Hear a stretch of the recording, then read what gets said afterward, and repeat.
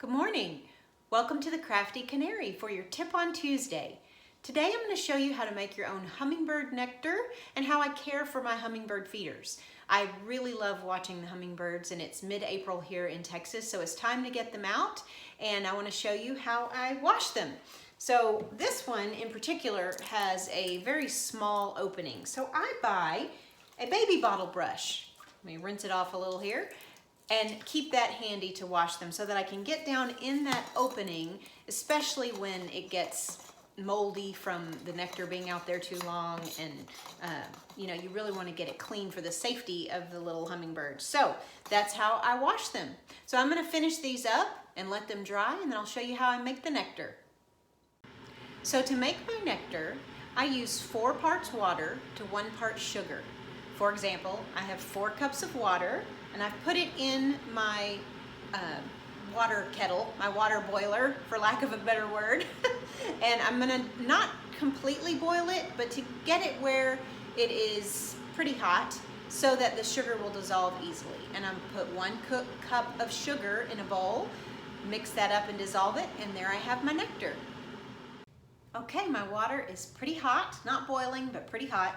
So I'm gonna pour it into the bowl with my 1 cup sugar. And remember, if you don't need this much, you can either just reduce your amounts and do your ratio, so do your math, or you can make it all and store some of it in the refrigerator. I have 4 feeders, so I'm actually making 2 batches of this with the 4 cups water, 1 cup sugar. But in the past, when I haven't had so many, I would make the batch, have a little bit left over, and put it in a jar in the fridge. And then the next time I need to wash them and empty the feeders out, then it's ready, and I don't have to make it. I can just put it in there because I have a little left over from the last time. So it's pretty much dissolved.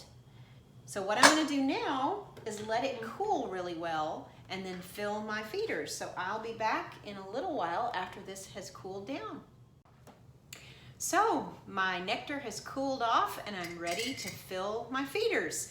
I just received this one as a gift, and it's unique in that you can fill it from the top. A lot of them you have to fill from the bottom and then put the bottom of the feeder on and turn it right side up. But this one I'm actually going to fill from the top. So this will be the first time I've tried it. So I've got my cooled nectar here. This bowl actually has a little spout, so hopefully that will keep me from dripping it all over the place, but I'm still going to fill it over the sink just to be safe.